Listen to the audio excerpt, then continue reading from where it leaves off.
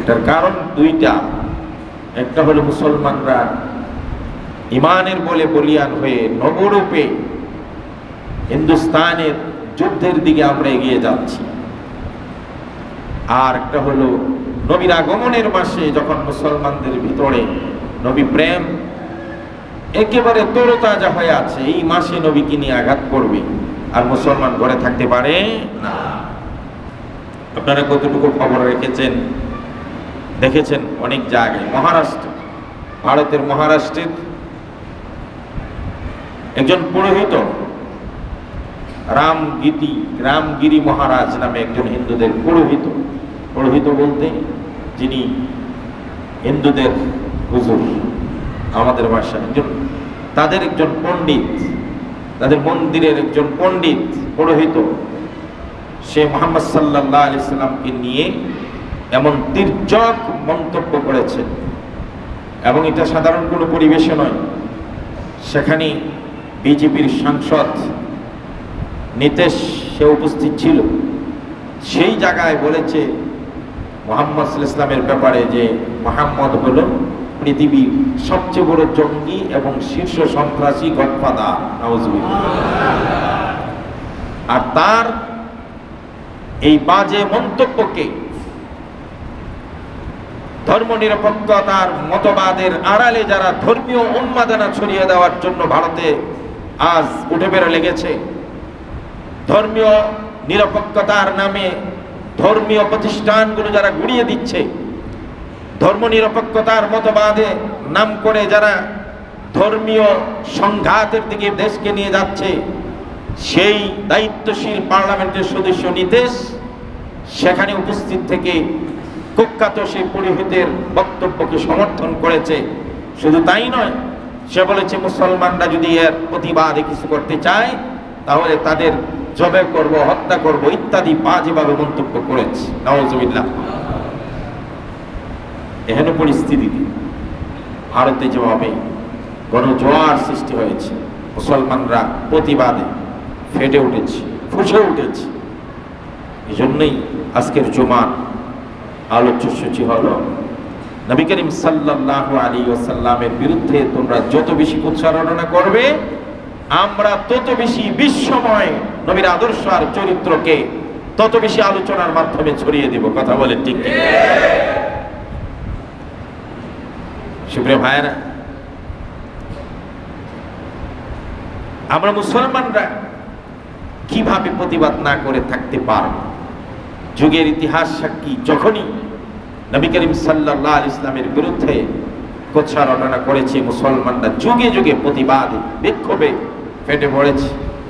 এটা তো শুধু মুসলমান মানুষই নয়, স্বয়ং আল্লাহ রাব্বুল আলামিন যখনই নবীর বিরুদ্ধে কেউ কথা বলেছে, সাথে সাথে তার প্রত্যুত্তরে দাঁত ভাঙ্গা জবাব দিয়েছেন। কথা বলে ঠিক কিনা? সূরা আল-আহজাব আল্লাহ রাব্বুল আলামিন এই সূরা নাযিল করলেন কেন?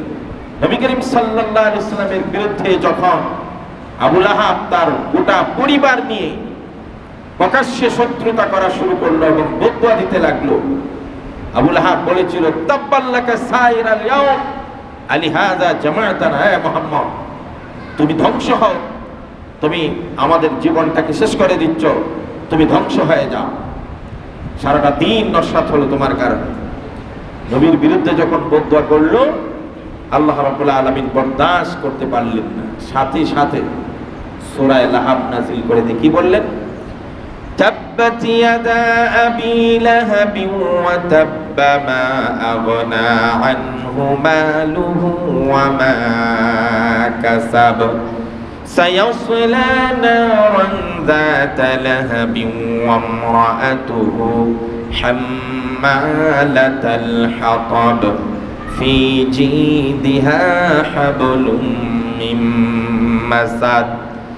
আল্লাহ সুবহানাহু ওয়া তাআলা ঘোষণা করে দিলেন, হে আবু লাহাব, আমার নবী ধ্বংস হবে না, বরং আমি এই ঘোষণা করলাম তাব্বাত ইয়াদা আবি লাহাবি, আবু লাহাব যেন ধ্বংস হয়ে যায়।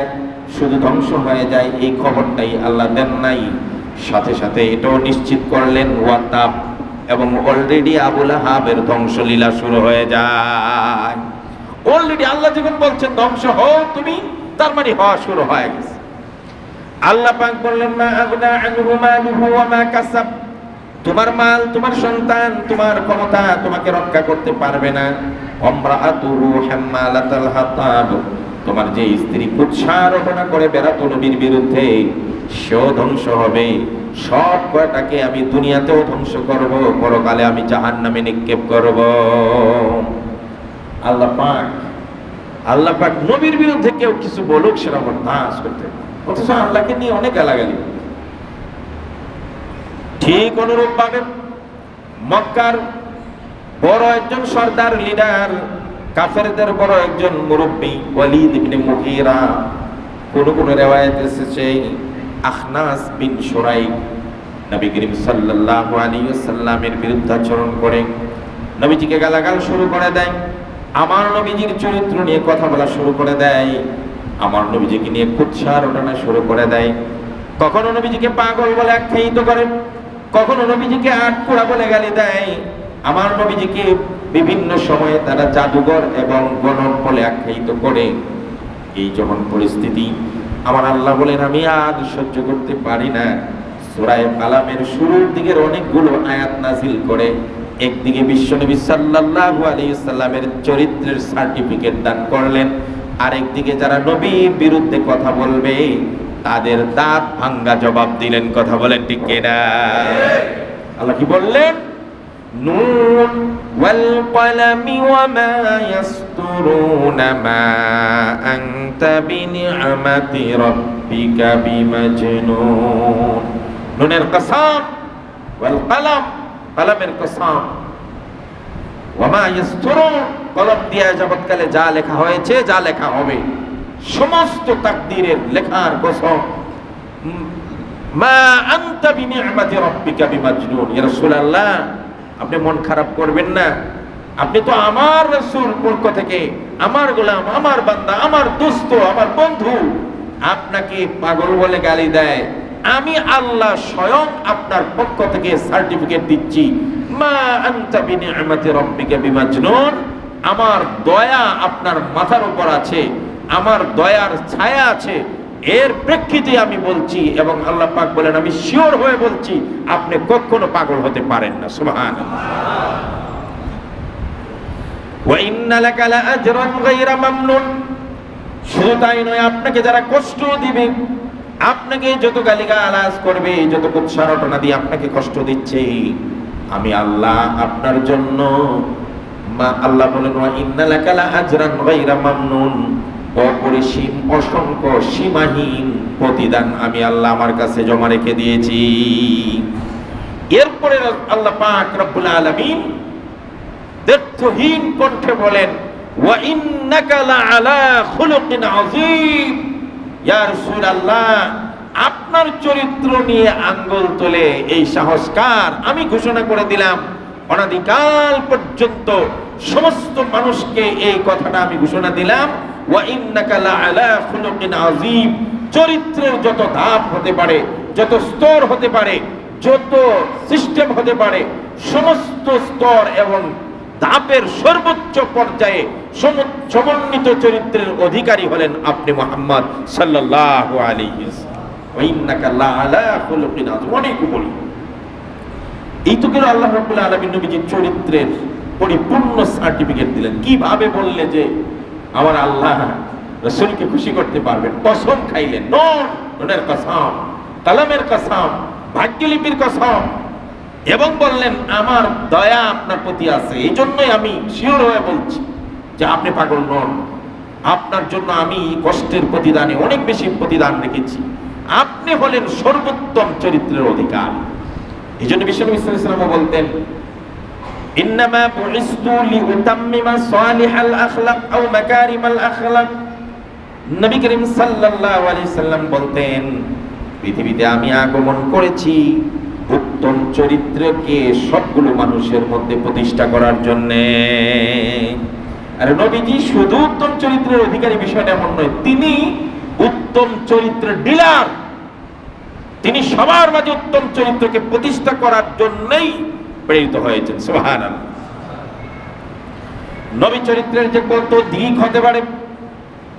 আজকে এই মহারাষ্ট্রের পুরোহিত আমার নবী সাল্লাল্লাহু আলাইহি সাল্লামকে জঙ্গি আর সন্ত্রাসী বলো, নবীজির গোটা 23 বছর নয় 63 বছরের জীবন তালাশ করে দেখো।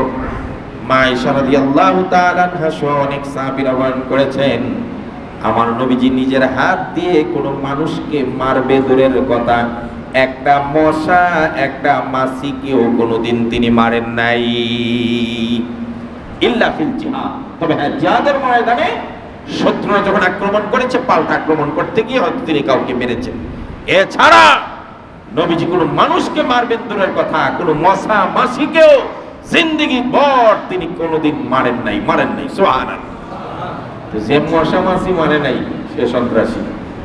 কথা বলেন না কেন? আর জোরে বলেন। আইনুদ্দিন আল আজাদ রাহিমাহুল্লাহ ইসলামী সঙ্গীত অঙ্গনের একজন শীর্ষ সঙ্গীত শিল্পী ছিলেন এবং আলেম ছিলেন, প্রতিবাদী কণ্ঠ ছিলেন। শাইখুল হাদিস আল্লামা আজিজুল হক নাফারাল্লাহু মারকাদা, আমার বুখারী উস্তাদ মামুনুল হক সাহেবের আম্মা, ওনাকে যখন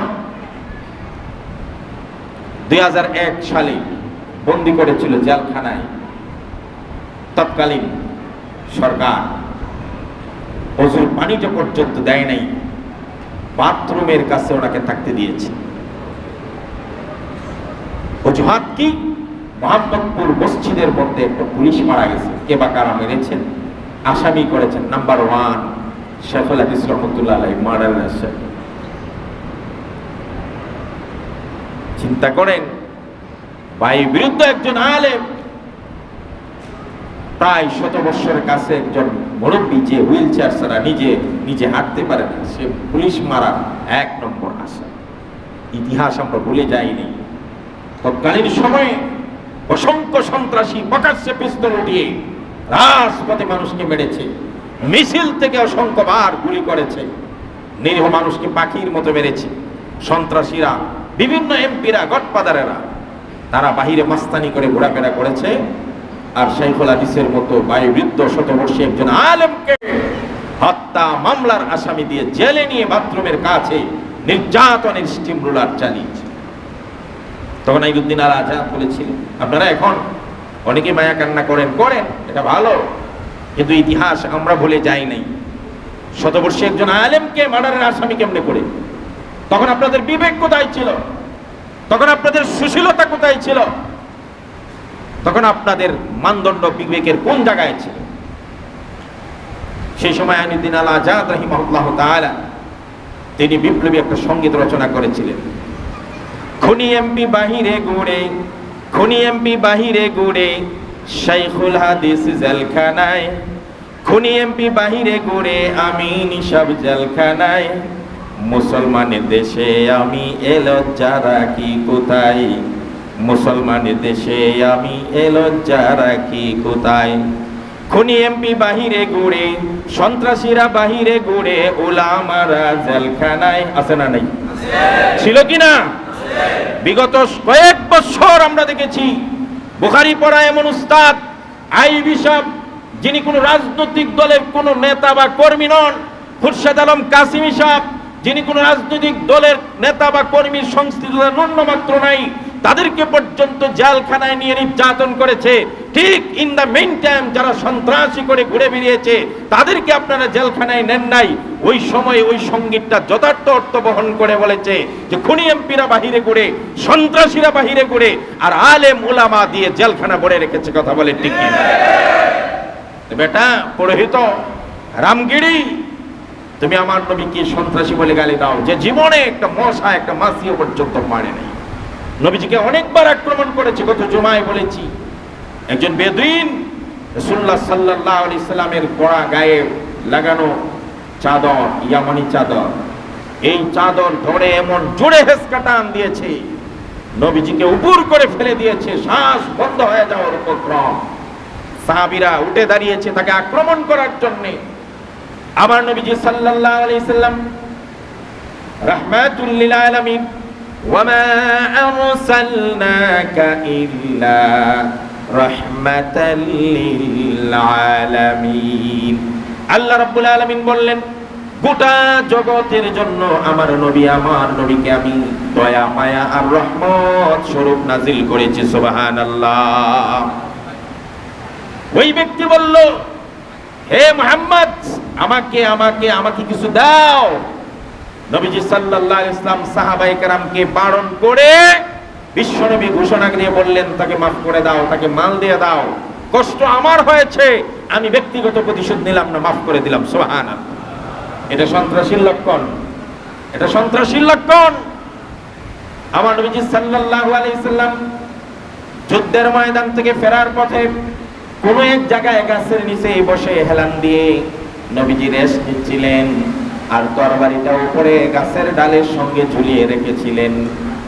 নবীজির চোখে ঘুম এসে যায়। এক বেঈমান সুবর্ণ সুযোগ মনে করে তরবারিটা ওই গাছের ডাল থেকে হাতে নিয়ে বিশ্বনবীর মাথার উপর ধারণ করে বললেন, ইয়া মুহাম্মদ, মাইয়াসিমুকা মিন্নি, এই মুহূর্তে আমার হাত থেকে তোমাকে কে রক্ষা করবে?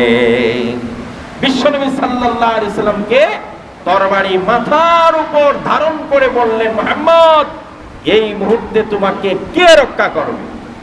আপনারা কি বলেন, মুমিনদের সাহায্যকারী কে? আল্লাহ। নবীকে কে বাঁচাবেন? আল্লাহ। আরে আল্লাহ তো অনেক জায়গায় বলছেন, আলাইসাল্লাহু বিকাফিন আবদা। এই মুমিনেরা, আমি আল্লাহ কি তোমাদের জন্য যথেষ্ট নয়? আল্লাহ প্রশ্ন রেখে বলেছেন, আলাইসাল্লাহু বিকাফিন আবদা, আল্লাহ পাক কি তোমাদের জন্য যথেষ্ট নন?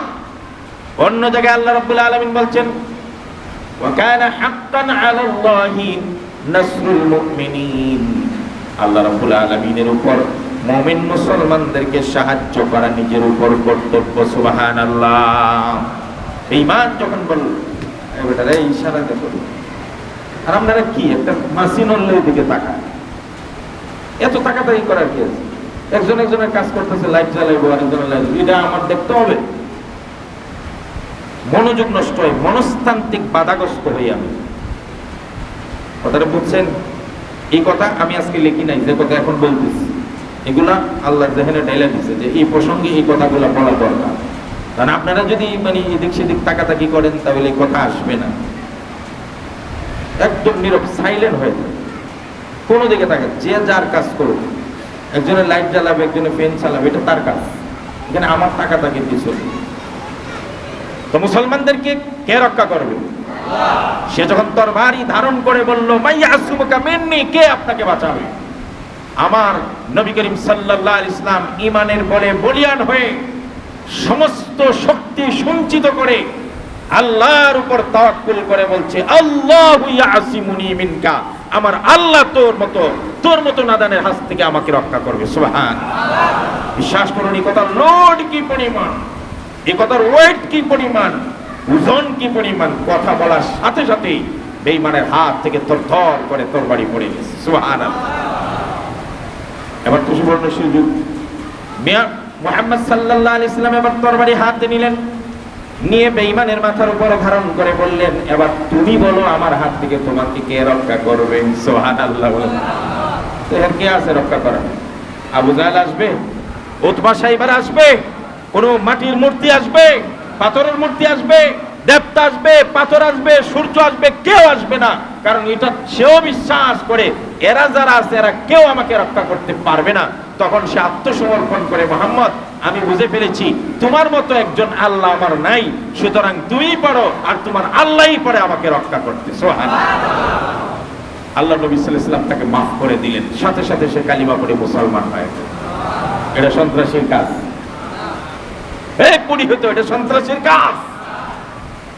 আর তোরা বিনা অপরাধে ভারতের মুসলমানদেরকে গরু জবর অপরাধে, গরুকে যেমন মানুষ জব করে এইভাবে জবে করেছো, ঘরে ঘরে ঢুকে ঢুকে ধরে ধরে। তোমরা মুসলমানদের মসজিদগুলোকে আক্রমণ করো, নামাজ পড়তে বাধাগ্রস্ত করো, মুসল্লিদের উপর আক্রমণ করো, মুসলিম মেয়েদেরকে বুরকা পরে যাওয়ার জন্য তোমরা হিংস্র থাবার মতো তাদের উপর আক্রমণ করে ঝাঁপিয়ে পড়ো। তোমরা নিজেদের সন্ত্রাসী কর্মকাণ্ডকে বিশ্বর কাছ থেকে আড়াল করার জন্য দয়াল নবী, মায়ার নবী, করুণার ছবি বিশ্ব নবীকে যারা সন্ত্রাস বলে গালি দিচ্ছ, মনে রাখবাই বিশ্বব্যাপী প্রমাণিত হয়ে যাবে তোমরা হলে বিশ্বের একমাত্র এবং সবচেয়ে বড় সন্ত্রাসী রাষ্ট্র, কথা বলে ঠিক কিনা? আর আশ্চর্যের বিষয়, একজন সংসদ সদস্য বিজেপি নীতিশ নামে, সে এখানে সেটা সে সমর্থন করে বলে হ্যাঁ ঠিকই বলছে, নাউজুবিল্লাহ বলেন না। তুমি তো একটা দায়িত্বশীল পর্যায়ে আছো, তুমি তো সমস্ত ভারতের মুসলমান নাগরিক, হিন্দু নাগরিক সবার পক্ষ থেকে প্রতিনিধি হিসাবে সংসদ সদস্য হয়েছে, এটা তোমার কাজ হয়নি। সাম্প্রদায়িকতা আর মুসলমানদের বিরুদ্ধে এই ধরনের হিংস্র কাজ তোমাকে দিয়ে সাজে না। আবার সে হুমকি দেয়, প্রতিবাদ করলে খবর আছে, জব করো, করো যাবে। আজ লক্ষ লক্ষ মুসলমানরা ভারতের মাটিতে রাজপথে নেমেছে, তারা স্লোগান তুলেছে লা ইলাহা ইল্লাল্লাহ। তোমার আমার পরিচয় কি? সে সবাই বলেছে লা ইলাহা ইল্লাল্লাহ, নারায়ে তাকবীরের স্লোগান দিয়েছে। আকাশ, ভারতের আকাশ বাতাস প্রকম্পিত করে তুলেছে তারা বলেছে নারায়ে তাকবীর, আল্লাহু আকবার। সুপ্রিয় ভাইরা, ওয়ালিদ ইবনে মুগীরা অথবা আখনাস ইবনে শুরাইক, সেটা যখন বিশ্বনবী সাল্লাল্লাহু আলাইহি ওয়াসাল্লামের বিরুদ্ধে এইভাবে কুৎসা রটনা করলেন, তখন আল্লাহ পাক একদিকে আমার নবীজির চরিত্রের সার্টিফিকেট তো দিলেনই, অপরদিকে যেই ওয়ালিদ বিশ্বনবীর বিরুদ্ধে এমন নেক্কারজনক গর্হিত কাজ করলো, কুৎসা রটনা করলো, সেই ওয়ালিদের নিন্দা বর্ণনা করে বিশেষণ লাগিয়ে 10টা দোষ বিশ্বের মানুষের কাছে আল্লাহ জানায় দিয়েছেন। আল্লাহু আকবার। কয়টা দোষ? তার